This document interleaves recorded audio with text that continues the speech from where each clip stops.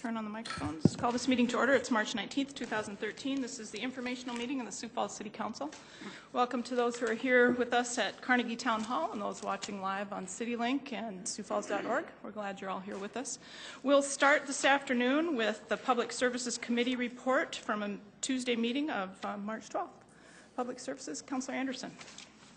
Thank you, Chair. In that meeting, we took a look at the naming rights ordinance, had a final presentation from our city attorney, and with that, we moved that, we moved the naming rights ordinance up to the city council agenda. Basically, what will happen here is the ordinance will dictate how some structures and other facilities will be named and the process that will be used for the naming. And after that, there was an open discussion, basically an update on the taxi cab ordinance. Right now, we have had the administration taking a look at that and detailing some of the issues that they have found within the ordinance and the communication between the departments that oversee taxi cabs in the city. And then they will come back to Public Services with their findings and suggestions. Great.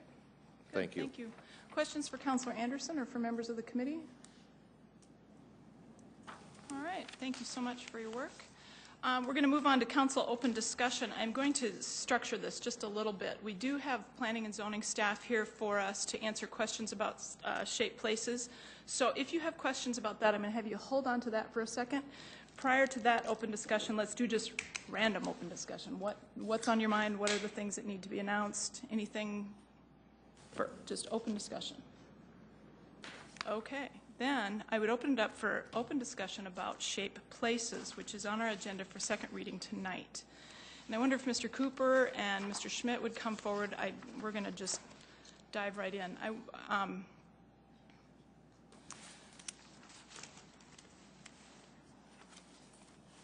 First, are there councilors? Do you have specific questions about the shape places ordinance that is on the agenda tonight? Yeah, Councilor Antoman. If I might.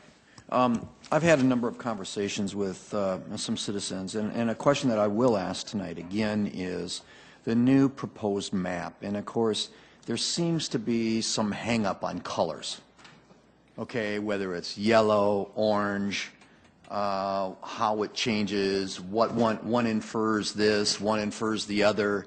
Orange, for example, some of the comments were something like it indicates that the citizens will have less input because their property is orange in color instead of yellow in color. Can you share with us the thought process in the map? It's my understanding there's fewer zoning districts, those kinds of things, but could you just do this? And it's going to come up again tonight, I'm sure. Absolutely. And then I'll step back and let Mike answer some questions too on this one. But the colors in the map won't change anything in regards to public involvement. Okay, what they're really referring to is a single-family RS neighborhood versus an orange RD neighborhood.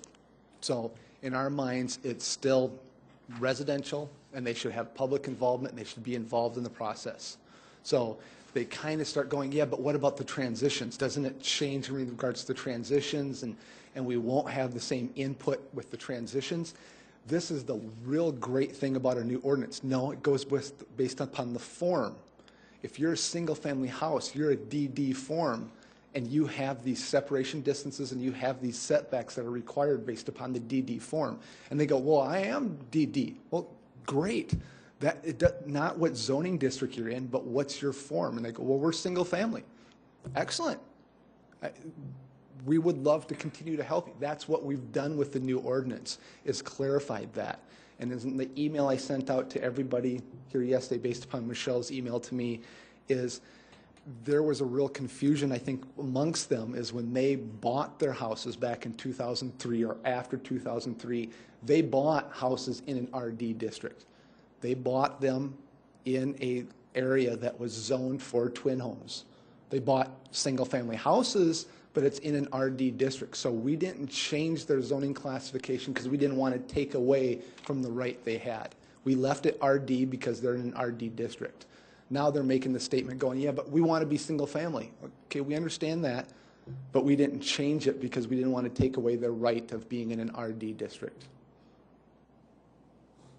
Okay, you're talking specifically about, you go ahead, Mike. Well, I'll just echo what Jeff, and we'll go over this again tonight, I'm sure, when we can show. And I assume we're talking about that northwest corner of 85th and Minnesota. Yeah, that's one of the corners. Yeah. And again, what our goal was throughout this whole process in terms of the map is to look at, here's the current zoning districts, here's the new zoning districts. We're trying to keep property comparable to what it currently is in terms of allowable land uses. So the colors can be a bit confusing. And so if you're currently zoned for twin homes under RD, what's being presented tonight will still allow twin homes as well as single family. And what we are also going to say tonight is that in the future, if anybody wants to come back and look at modifying, I mean, we're 98% sure that we've covered all the issues. But Sioux Falls has a lot of properties.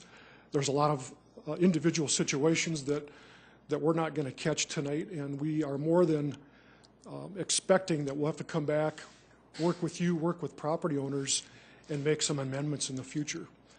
You know, the same thing, when I came to the city in 1986, our new ordinance was about 3 years old. We were still working through it, still making changes.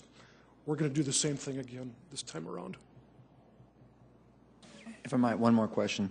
Can you tell me, some people, I think, also are under the assumption that this shaped places is something completely new, that the city in the past has not done any long-range planning, that this is new for us, that we're looking at long-range planning going into whatever the year might be, whether it's 2035 or whatever. Can you address that? Yeah, we've done a year 2000 plan, we've done a 2015 plan, and we've done a 2035 plan. This has been going on for decades. So it's not. So there is rhyme and reason to how you come up with these. This is the growth management plan that's required to be approved by City Council in order for us to adopt a zoning ordinance. That's the whole, and that's all outlined by state law as well as city ordinance. I know this is not the public hearing right now, so if I'm going a little too far, you can stop me. But I know as we get through the discussion tonight, there'll be people here speaking for it as well as speaking maybe not necessarily against it, but have concerns or questions. And as we've said to you before, our original timeline was to bring this forward probably closer to January than March. We're now getting into the real heavy construction season, and we have a lot of projects kind of waiting for the decision of whether this is going to go forward or not. And so the concern that we'll have with any delays, whether it's 3 weeks or 3 months, is that even then somebody could come forward and say, well, you know, I just now figured out what's going on and I still don't understand it. I still have questions about it. So we're never going to get there. And that's really our concern, because as Jeff and I and Sam Trebelcock have had a chance to talk to people more one-on-one, in most cases we're able to address their concerns or answer their questions. And we know this is a fluid process. We deal with zoning issues every month with you, as well as the Planning Commission. So again, if there's changes or tweaks that need to be made in the future, we're going to come back and make those with you. So that's the same message that we'll be giving tonight during the public hearing. Good, thank you. Councilor Staggers. Yes, I hope that tonight we can also make one little tweak to make this better, because Shape Sioux Falls ordinance, it's not perfect. I can't think of any ordinance that we've really passed that's perfect. Thing, yes. Yeah, it's not perfect. But we're 98% there, we think. But I do have an amendment tonight, Mike, to try to correct one imperfection. Right. And it's a rather, I think, easy amendment. It's dealing with those people down on 85th, northwest corner. Again, all that we were trying to do with the proposal was to keep it consistent, but yeah. I understand the purpose of the amendment, and I don't think we're going to have any opposition to that. That's great, because, yeah, a number of us were at a meeting Sunday night, and there were about 200 people there who were really excited about what's going on here with Shape Sioux Falls and this particular issue of being RD1. Yep. Well, yesterday I went out to just check to make sure what they were saying was correct. And yeah, all there is single-family dwellings. But again, when that property was zoned, it was zoned RD. Right. And that So was now at the we can make request it- of the property owner. Now at we the can time. make it right. Sure. And so that's all this does, Yep. is just change the RD1 to RS. And I think there's a lot of misunderstanding too about buffers and setbacks, and so we're hoping that we can try to clarify that tonight as well. So tonight, I would hope that we would have a second and that everybody would support the amendment. Yes. My question is whether that can be done without the knowledge of each of the property owners. I guess that was my question too, is how do you change How do the you zoning? change it Because we're not without- changing it now, but the amendment would actually change their zoning. From the RD to the RS, and, I mean, if that's what it currently was RD, how do we go forward and do that without notification of each of the property? Because this is what's been out there also for months. Yep. So I'm just asking, Uh-huh. Just Well, procedure-wise. we know there's at least 200 people, and that's probably most of these people in this area that want to have this RS, because that's what it is. It's not RD1, it's RS. It just has single-family dwellings. There are no twin homes or anything, huh? Councilor Ralphing, go ahead. I believe there are some twin homes in that area too, but the, If you take a look here, yes, there are, but they're not included in the amendment. okay, Yeah. thank you. Other questions for Councilor Staggers? You have it on your, he handed it out prior, and there should be copies for the public. Councilor Anderson. Not so much for Councilor Staggers yet. Mike, on a change of zoning like this, what is the proper procedure? Are we jumping over anything we should be going through, or With is the it, proposed amendment, you with mean? his with Kermit with? Yeah, I excuse think me. as long as the property owners are aware of the proposed change, you can do that. And that's, I guess I agree with Yep. Councilor Aguilar, is that Otherwise, we could take it Just through notification. another step, which we expect that there's going to be some other staff-initiated changes as we get into this, and, we could do it tonight, or we could do it as a normal public notification process, and then make sure everybody, If I can just- Go ahead, Councilor interrupt, Staggers. there's going to be a lot of these people here Yep. tonight too, so, yeah. That's but what they again, want. our plea tonight is going to be that we can keep moving this forward tonight and not delay it anymore. So that's what we're hoping we'll accomplish tonight. Okay. Other questions? Yes, Councilor Anderson. And Mike, you talk about how, we're getting late into the spring now, and how this could delay other projects. But one of the zoning changes that we're going to be looking at is that southwest corner of 85th Street. Yes. And from what I've read, just, even being away for a few days, I've gotten enough emails to know that they are definitely petitioning up and looking at protesting that. So how would us voting in Shape Sioux Falls tonight affect that property? Well, with that the status that it's in now? The property is currently agricultural. It's not in the city limits. The first step will be a resolution requesting annexation. And right now, the timeline is to bring that to the council on April 2nd. And then whether Shape Places gets approved or not, they will still have to go through a rezoning from agricultural to whatever. Yeah. And right now, it's being proposed for one overall commercial district. We would look at that, and as we go through the public hearing process, the neighborhood input, that property may end up having multiple zoning districts on it. So it's kind of standing on its own Sure. process because it's not even in the city limits yet. Okay, thank you. Yeah. Other questions for the gentleman? Yes, Councilor Aguilar. Yes, Councilor Erpenbach and I were contacted by a constituent regarding, and this has to do with parking again, and I did try calling Shauna this afternoon, but it was late.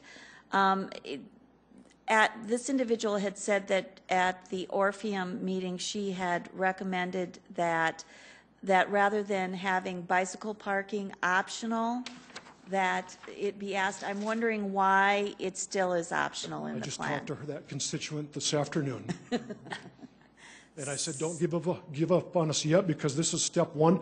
We're going to be working with Complete Streets with Public Works. The Health Department has a Live Well initiative. There's a number of other things that we're working on that will look at pedestrian, bicycle, transit. But I know that for tonight, the concern was that it doesn't require bicycle racks with every new type of development. So you're saying that this would be something that we would be doing in the future? That we're going to continue to look as at. amending Yes. it? Yes, But you would recommend that we not amend it tonight? that's correct, because we don't know what the specific language should be at this point. Thank you. But I said, don't give up on us yet. Go ahead. And just as Mike mentioned, this is a great public discussion, because even in the last 2 weeks, or actually in the last 2 days, these little individual discussions, we say, keep these on the table and we'll bring these forward as individual discussions, because those are the public topics we want to have. I had a great conversation with the property owner yesterday, and she goes, so what you're telling me is you're not going to be like the federal government and just slide it in unbeknownst to everybody and pass it? I said, no. And she goes, thank you. I'm still in support of this, but I would like to publicly discuss it separately from. So the biking, the zoning ordinance, I think they want it changed and they need to hear. We will change these things, but it should be a separate public discussion. And that's what they want to hear from us, at least the people we're talking to. Okay, thank you. Other questions or comments? Okay. Thank you. We appreciate the opportunity to talk to you now. That's very helpful. Yeah, thanks for. We'll see you later today. Yeah, thanks for the open discussion, guys. Okay, let's move on to presentations. February monthly financial report by Tracy Turbeck, Director of Finance. Welcome, Mr. Turbeck.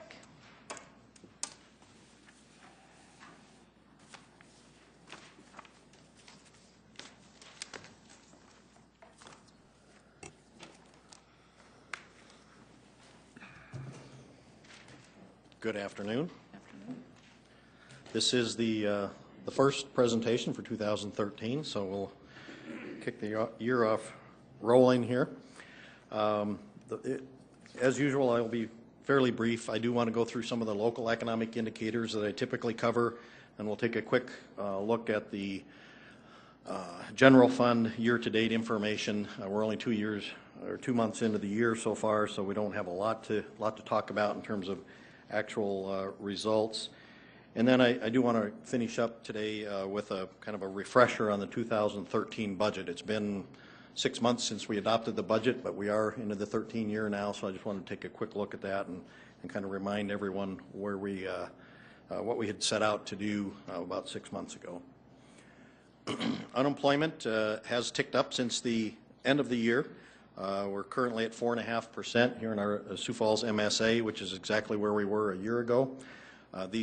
The graphics here reflect numbers that are not seasonally adjusted. Those are only done on a statewide basis, so we don't have that those seasonal variations taken out of this information. So it's quite common, as we've seen in recent years, for the unemployment rate in our local MSA to go up in January compared to where it has been. It ended the year of 2012 at 4%, so we've seen that increase about 0.5%. But again, that's fairly typical. You can see that same thing has happened in the last 2 years as well. So it's still a very favorable rate in relation to the state, or the federal rate in particular, but also in comparison with the statewide unemployment rate. Building permit business has been very, very busy. We had a very good year last year. It started out quickly, and we're seeing the same thing happen again this year. It's kind of, so far, 2012 on steroids. They've been issuing a lot of permits in terms of the valuation. Through February, it was over $84 million in construction activity that had been permitted. Last year, the first 2 months was about $26 million. So that's more than a 300% increase for the first 2 months of the year. It's and last January and February were very, very good. So we feel very good about the kind of the level of activity that we're seeing. I don't expect us to maintain a 300% increase throughout the year, but it's certainly a positive way to start out the year with with that level of activity, and I think bodes well for the coming construction season. Our rolling growth rate on our first and second penny sales tax, we're on a 12-month basis, we're seeing growth at about 5.7% through February. Last year, you can see that we were growing at about 4.7% on a 12-month basis, so we've seen that improve gradually over the past 12 months, and certainly feel good about that. As I'll mention in a little bit, the 2013 budget was based on a 5% growth rate, and we finished 2012 at 5.6. So we're doing pretty well, I think, in terms of our retail activity and the level of growth that we're seeing in our general sales tax revenues. Entertainment tax continues to grow very solidly. On a 12-month basis, we're at 5.9% growth rate. However, the first 2 months of the year, that rate of growth has slowed down. We're up about 3.5% on a year-to-date basis, just looking at the 2 months. So that's something we'll watch very carefully in the months to come. I don't want to read too much into just 2 months worth of data because on a 12-month basis, as I say, we're still running at just under 6% growth. But that certainly is one thing to keep an eye on, I guess, in the months to come in terms of our entertainment tax revenue growth. Taking a look at the actual results for the first 2 months of 2013, this reflects general fund revenues and general fund expenses. We're tracking on budget. We have nothing that has really occurred in the first 2 months that have disrupted, from a financial perspective, what we're expecting to see in the general fund revenues or expenses. And as I said, we're being only 2 months into it, there's not really a lot to talk about in terms of the actual results. I'd like to move on to the refresher on the budget. The next slide, or next couple of slides, we'll talk about the general fund budget and at a very high level. Again, the general fund budget for 2013 is $133 million, and you can see the broad categories that make up that planned spending for this year. Police and fire account for about 38% of the total general fund budget, or almost $51 million.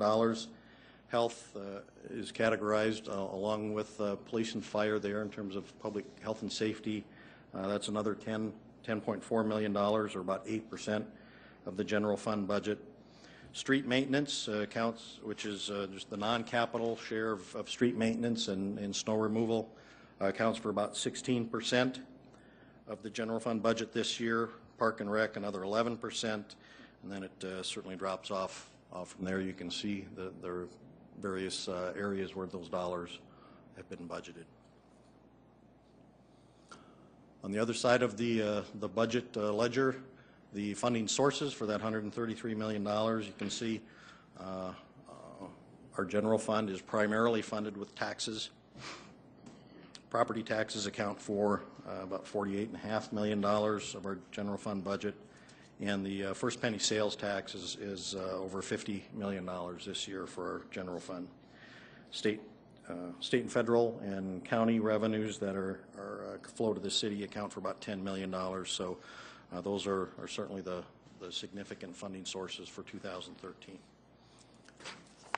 So that budget refresher, now we're ready for the next 10 months of 2013, and I'll be happy to answer whatever questions you might have.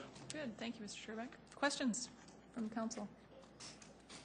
Yes, Councilor Rolfing. Thank you. 2 things. We're holding expenses in line. I just realized that's probably snow removal is basically what it amounts to. I would imagine about $1.7 million for the first 2 months. I guess I don't have that number right in front of me, but certainly our spending on snow removal has been pretty limited so far this year, as it was the first part of last year. Right. The entertainment tax is down, been down for the first 2 months. Any projections as to why that is? Well, and I should clarify that the entertainment tax revenues are not down. The rate of growth has slowed. They're still increasing, but not at the extent that we were seeing throughout 2012. So our revenues, I think for January and February, are up about 3.5% compared to January and February of last year. Okay. And as I said, I don't know how much you can read into 2 months' worth of information. That's a pretty narrow range of purchases that particular tax applies to. But as I've said before, it is kind of a bellwether for people's discretionary spending.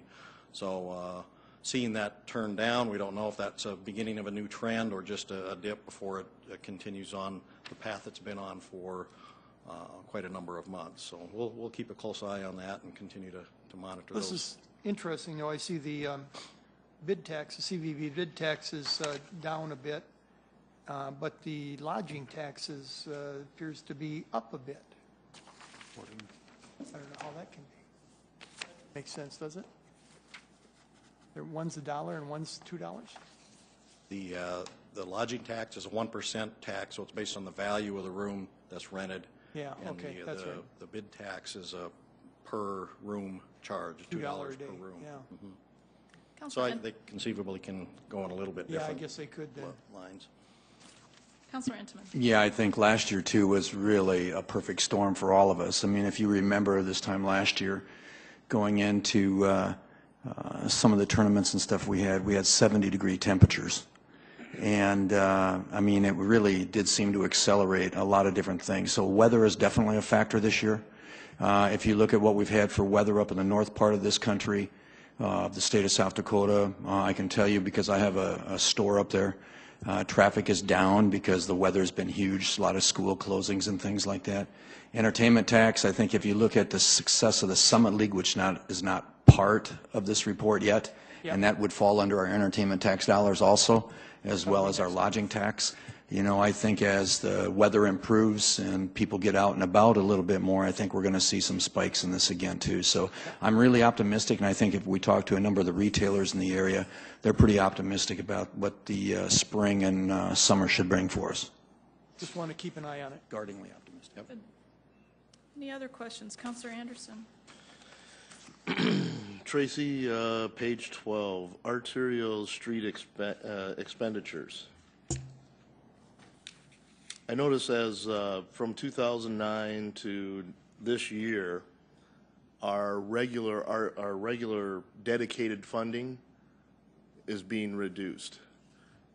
And actually for 2012, we transferred out, I believe, $759,000 out of the funding for this. What's the thinking, or can you give us some type of ideal of what the thinking is on this, why we're pulling all this money out of arterial roads? I'm not tracking with you. The chart on page 12 shows that in 2009, the dedicated funding, which is the 0.08. Oh, the dedicated funding is the 0.92. No, the dedicated portion is the 0.08 and the street platting fees, and you can see that in 2009 that was about $3.3 million. In 2012, that was about $4.9 million. Okay, and then the 0.92, that is the regular arterial road money. Well, that is the regular capital money that funds, among other things, arterial streets, but also parks and libraries and fire stations and our much of our other street improvements. So the 0.92 is the funding source for essentially everything other than what funds what the 0.08 funds for arterial streets.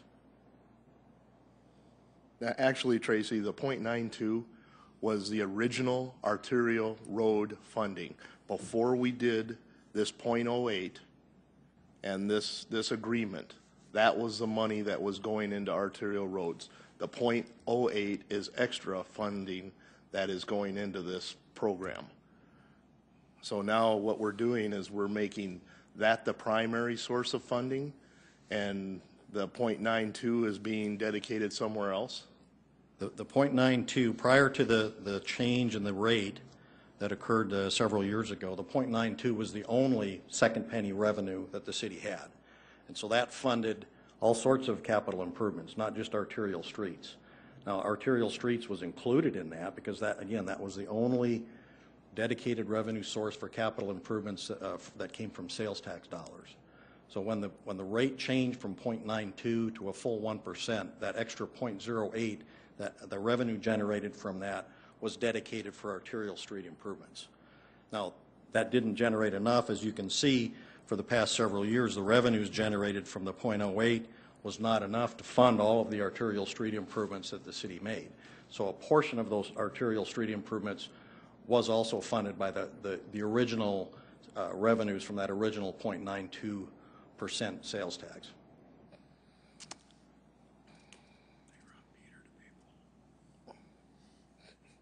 Does that answer your question, Counselor? That's enough for right now. Thank you. Counselor Staggers, go Yeah, ahead. but what Kenny's bringing up, we should ask about 2012, because the dedicated for 2012 was $4,899,217. But total sources, you have it down to $4,421,449. Why are we deducting from that dedicated funding? That's simply to match up you can see the very first line there shows you what was spent on arterial street expenditures for 2012 was about $4.4 million. And 2012 was the first year of those first time that the revenues from the 0.08 plus the platting fees, and that's primarily because the platting fee revenues jumped up so much in 2012, those revenues actually exceeded the amount that was spent on arterial streets. Yeah, but I guess I'm still wondering, why didn't we spend $4,899,000 on arterial streets instead of having it reduced? It wasn't reduced. You can see that every year for the 9, 10, and 11, those dollars exceeded the dedicated funding. So in effect, you were spending some of those general dollars that aren't earmarked for arterial streets. Now, so far this year, well, I guess we'll see what the platting fees do and how much gets spent on arterial streets. But It was a budget amount, surplus. But it hasn't been taken away. I mean, that money is still. well, the total dedicated in 2012 was more than what was actually spent. Right. I mean, there are other projects. Why didn't we spend the full dedicated amount? Well, not all those projects got finished in 2012 that began in 2012. So and that's very, very typical with any of those large projects. They carry over from one year to the next. So it's not, we don't always start projects on the 1st of January and have them all finished at the end of the year. So those dollars carry forward from one year to the next. So that dedication doesn't go away simply because the year ended. Okay, something to keep track of, counselors. Okay, any other questions for Director Turbeck? Okay, good conversation. Thank you, Okay, Tracy. thank Thanks you. for your work. Moving on in presentations, City Council budget update. Dave Bixler, budget analyst, welcome.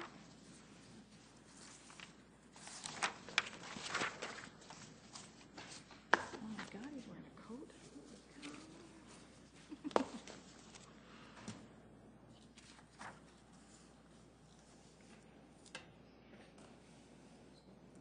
Good afternoon. Dave Bixler, council staff. I've just got a few graphs or a couple charts to go through. First off is the council spending through February 2013. Really not a whole lot to report. In the audit committee, we had the first installment of our annual audit of $36,000. We had in the city clerk's budget our usual Argus Leader publishing expenses. And you can see in the city council budget, we had in January the South Dakota Municipal League dues. What I'd like to talk about now is the April 10th work session. We've got a lot on that schedule, and I'd like to have all of the projects that we want to have considered beforehand so I can have the legwork done and it'll allow for a more effective meeting. So the administration has listed all the projects that they have in the priorities and their priority level, and we have $3.5 million at possible projects, and we have a capital surplus of $1.8 million. So there's plenty to choose from, and I just look for some feedback on which projects we should be doing some more investigation on. Okay. Questions for Mr. Bixler? I have a question about a deadline. The meeting is April 10th. What's your deadline for us to get information to you that we want you to? I'd like the week before. The week before, which would be April 3rd-ish? April 3rd. And Counselor? I have had a couple counselors already reach out to me with some of the projects. Great. So try to shoot for April 3rd. If something comes up after that, obviously, we'll deal with it. But let's, so that we can have the research done properly ahead of time. April 3rd. Any other questions or comments for Mr. Bixler? Great. Thank you very much. Thank you. Moving on in presentations, internal audit report, 1212 water and 1214 utility billing by Rich Oaksel. Internal audit manager. Check that title.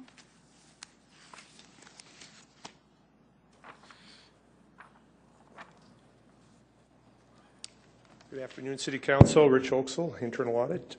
We have two reports. I'll do the shortest report first.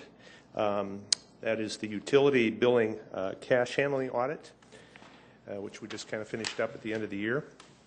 First of all, I'd like to thank management, specifically Perry Ackhoff, who is in the audience today, and his staff for their cooperation and professionalism. The location of this office is on Western Avenue by Russell, just west of the arena, where the new event center is going up, basically across the street. And I think Mortensen has temporary offices in your building. Mortensen Construction, our project manager. There are 8 full-time FTEs at the office, and they handle the water, the sewer, and the light billing for the city. They have tens of thousands of customers, and there's a tremendous amount of money that they process. They get that money in a variety of ways. They get it through the mail, the old-fashioned snail mail. People still come in to their office and pay in cash. They accept ACH payments. You can go online and pay your bill. And then there's something called interactive voice response, IVR. I don't know a lot about it, but Perry knows a lot about it. It's fairly new, but it's one of the customer service initiatives they've been implementing in the last year or two. So bottom line is the controls are good. They're operating effectively to protect the cash and account for the cash. We just had one recommendation, had to do with the composition of the cash and the checks. Specifically, when an employee comes in and cashes a check for cash, which they're allowed to do under city policy, we need better documentation of that. And management agreed with the recommendation, and they've already implemented that. So we're pleased to report that that has been implemented. And if there's any questions, either Perry or I will attempt to answer your questions. Great. Thanks, Rich. Questions from council? Okay. Thank you. Consider this one filed. Okay. Again, with Public Works, we're looking at the water department per se, and we did an audit back in 2008, so this is a follow-up to that. And first of all, I'd like to thank management again for their cooperation and their professionalism. Greg Anderson, the superintendent, is here. Very knowledgeable about the water plant. And what we concluded is that a number of things. One of the performance measures in water utility is the unaccounted for water, or the non-revenue water. And we looked at the calculations that they came up with and how they report that. We determined that those calculations were accurate and that they're also well within the industry standards for unaccounted for water. And then another performance measure we looked at was the water main breaks per mile figure, which is a commonly reported number, easy to find in a lot of water utility systems. We determined that it was accurately calculated and well below the average of other water utilities.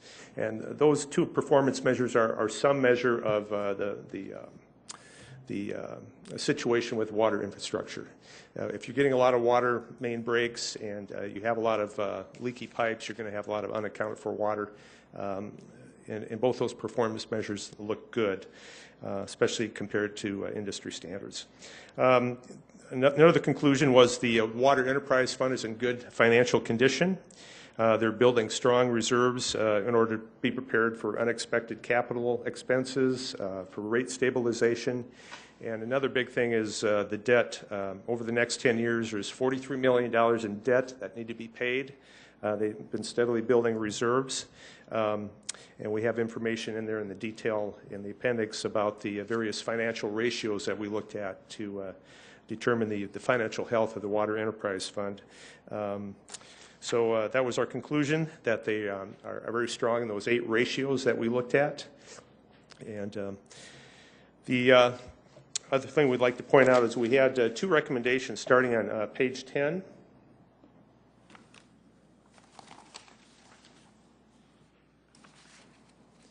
One dealt with the inventory of supplies and materials.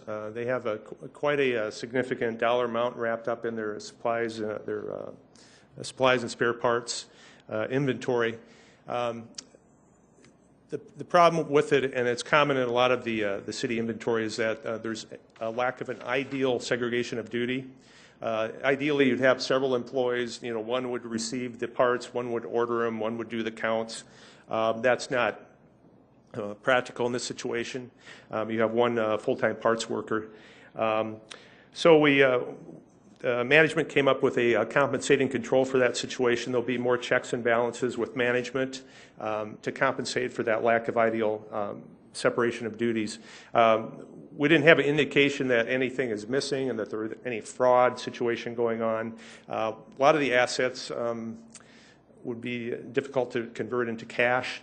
But at the same time, you have to have a little better control there. So we found that management was agreeable to coming up with a compensating control, and we believe that'll make the situation better. The other case was we had recommended back in 2008 having a formal valve exercising program. And a valve exercising program isn't making valves jog or lift weights or something. It simply means that you go out and you actually turn these water valves in the water lines on a periodic basis to make sure that when you actually do have to segregate a line to repair water main break, that the valve will work. A lot of water utilities will find that one thing, they don't know where all their valves are. Some of the eastern seaboard cities where they have very, very old infrastructure, they may not be sure where their valves are at. And then if they do know where the valves are at, they're reluctant to turn them, to exercise them, because they're afraid they'll break because of various corrosion that builds up over the years.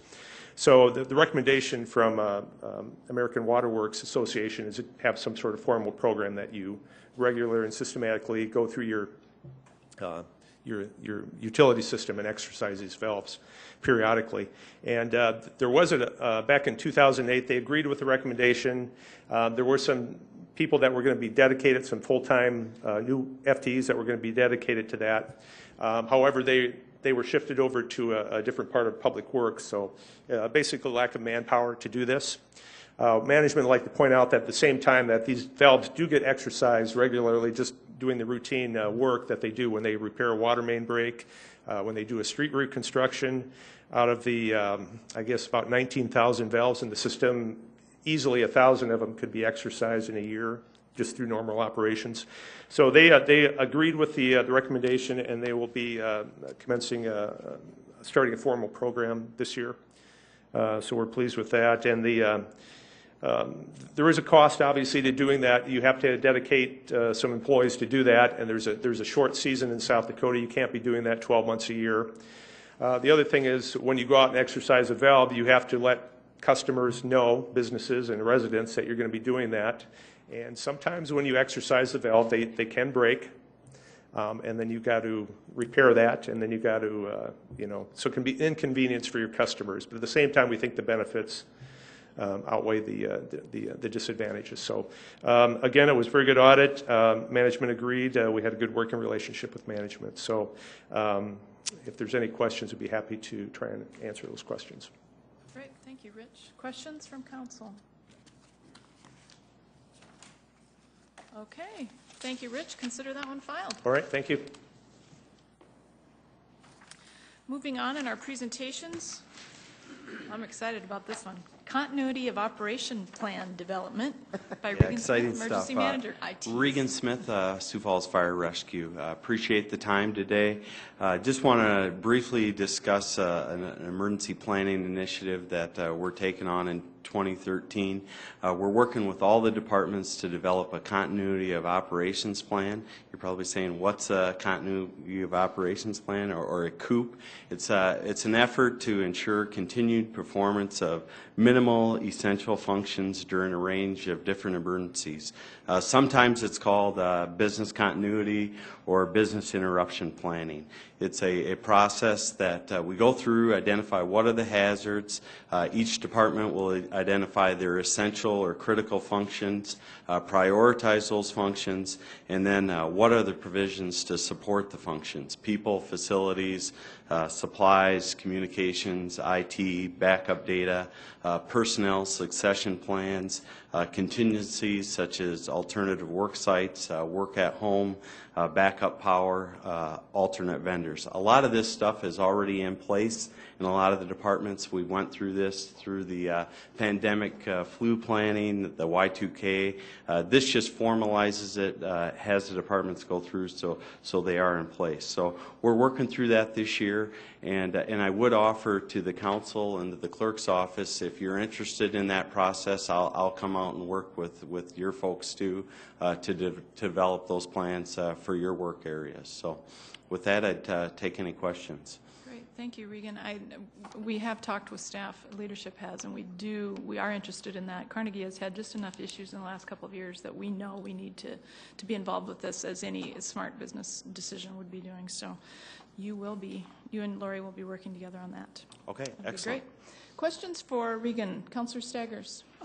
Yes, Regan, you mentioned orders of succession. What I immediately thought of at the time was, who would take over the mayor's position if he became incapacitated? There's an executive order on that, and he identifies his successors, and I believe right now he's identified the director of finance. Okay. And I'd have to look at that. That changes from year to year, but I don't know. Yeah, I believe that's the case right at this time. Okay. So it just continues down the line for a number of I think they identify four positions. Okay. I'm going to ask City Attorney Fifley to answer that for us as well. I believe by ordinance, Counselor, that the mayor proposes by executive order the order of succession, and then the council approved that, I believe, is how the order came about. I think that was changed again about a year and a half ago, if memory serves. So the council does have approval with that. Okay, thank you. Okay. Other questions for Regan? Okay. Thank you. I guess that was it. Thank you so much. Appreciate your work. Anything else to come before the group? I know he was supposed to take 15 minutes and he took like 5. That's awesome. That's really great planning. Thank you. All right. We are headed into Land Use Committee meeting in about 10 minutes. We'll say 5 o'clock straight up at by the Carnegie clock. And this meeting is adjourned.